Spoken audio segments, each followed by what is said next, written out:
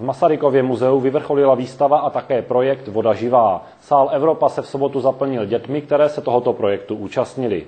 Hry a soutěže převážně s archeologickou a historickou tématikou čekaly na děti, které se zúčastnily vyhlášení výsledků soutěže Voda živá. Pořádala ji společnost Vodovody a kanalizace s Masarykovým muzeem jako součást své rozsáhlé investiční akce Střední Pomoraví.